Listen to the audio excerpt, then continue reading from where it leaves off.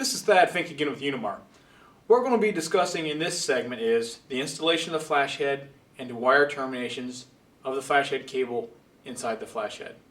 This video is going to cover FAA type L864, L865 medium intensity lighting systems, Unimar part numbers DLS1-008 and WLS1-008 medium intensity lighting systems. What we're going to do here is we're going to walk over. We have the flashhead tools and the cable all prepped and ready on our bench. Guys, I understand this is a lab environment, okay, so the installation is going to go much quicker here than it is in the field. Understand that you're going to be mounting this on a tower, you're going to be up in the air, and it's going to be much more difficult to install the wire and the flashhead. We understand that, guys. We understand that. Just go ahead and follow the fundamentals that we cover in this video, and you'll be a-okay. So, first thing we need to discuss is what tools we're going to be needing. And the tools we're going to be needing is our 1/8 inch flathead screwdriver. One or the other. We're going to need a 7/8 inch open face wrench. We're going to need a crescent wrench. And we're going to need our digital camera. So, okay, what we're going to do right now is we're going to go ahead and look at the flashhead. First thing we need to notice, guys, we talked about it earlier, bulb head level, okay? You notice the fixture is not level now. We have it propped up so you guys can see in there easily. When you guys mount this thing, that bubble's got to be in the middle here, and the flashhead needs to be level. The optics are extremely precise. If it's out of level and is close to a residential area, it's going to be blowing light right in people's windows. So you want to make sure that the light fixture is perfectly level. The good news is with the precise optics, if there are local residents and it is level, they're not going to get any ground pollution or ground scatter light. So just make sure when you mount this thing, it is level. What we're going to do next is we're just going to go ahead and we're going to pop. There's two latches underneath here. We're going to go ahead and pop the latches. And we're going to go ahead and open this thing up and expose the internals. All right. So we talked about this earlier. You know, really all you're going to really need to concern yourself with is the cable cord grip connector, the cable standoff, and the installation displacement terminal block. I have the cable all prepped and ready to go from the previous segment.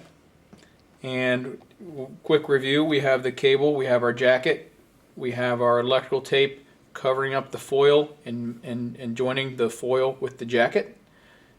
We have our exposed foil, and we have our 8 conductors plus drained wire. When we taped it up, we were careful not to use the electrical tape and make a big knuckle where we're taping the foil to the jacket, so it still passes through this cable cord grip. So what we're going to do right now is one quick point I want to point out to you guys. Right here, this is not a manufacturing defect, or this is not a used product. Basically, the powder coating is covered up or grounded off, so you guys get a good ground on your tower. So if you see this and you're concerned, you think it's used or it's been on a tower before, this is intentional, and it is for grounding purposes. Is so you get a good bond with the fixture to the tower. So we have the cable all stripped and ready to go, and it's pretty easy. Now what I did was I have about 4 inches here of slack. Some guys, if you have more slack or more wire that you've pushed through there and you've got a big loop in here, that's fine. You just want to make sure if your loop is like this, you want to make sure there's no wire touching the sides. So you can put a loop in it with a cable cord grip or something like that. But if you have more cable than this, that's fine. You can have as much cable in here as you like. You just need to make sure that it's not touching any other metal parts. So all right. So we're going to go ahead and get started here, and we'll just make sure we have all of our conductors snug together. We're going to go ahead and pass it through the cable cord grip.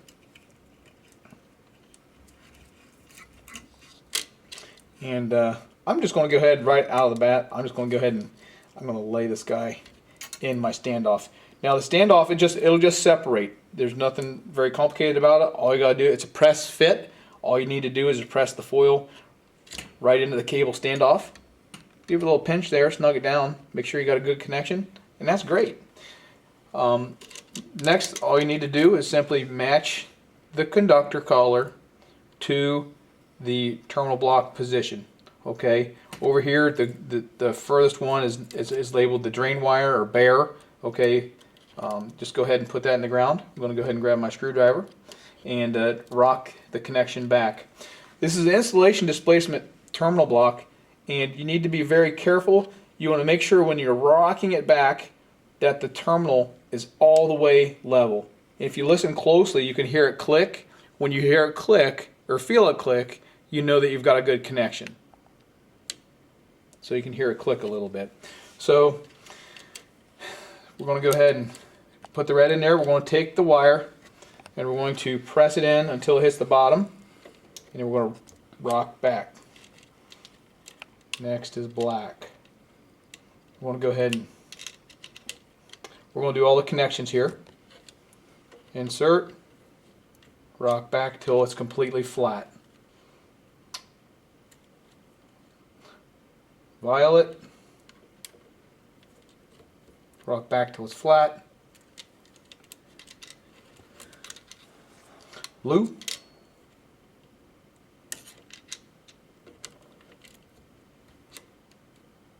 green,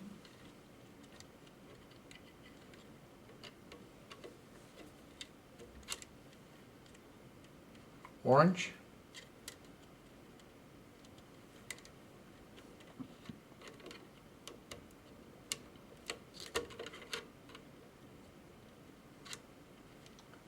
then we got brown,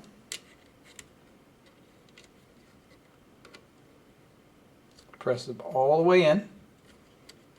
As I'm making the install too, I'm giving a little pull, a little tug on the wires, and just to make sure I got a good connection here. So I'll go ahead and push it all the way in and rock it back. Okay, you guys will notice there are 2 extra terminal spots here. The 2 extra terminal spots are for another system. Just don't worry about doing that. Your focus is just matching the colors to the decal. Okay, we have 3 places where you can get the information. You can get it off the decal, you can get it off the terminal block spots, or you can just match it against the opposite side. So there we are. So we've got our connections made. We're going to go through here and we're going to go through an individual pull test. We're not just going to grab one. We're not just going to grab the wire and give it a tug like that. Okay, we're going to do an individual pull test to make sure that everything is okay. Okay, we've got great connections through there.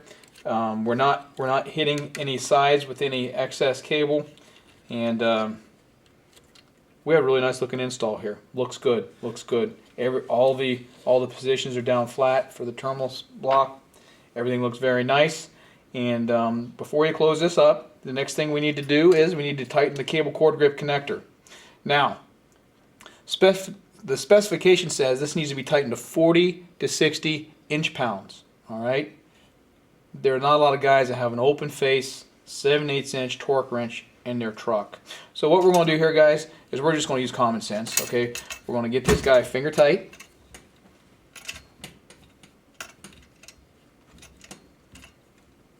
And then we're going to go ahead and get our, I'm going to use a crescent wrench on this. We're going to go ahead and get our crescent wrench, and we're going to snug this guy down. And we have a lot of play. You don't want to over tighten it, but you definitely want to snug this guy down. This is going to be your protection against water intrusion, so it's got to be good and snug.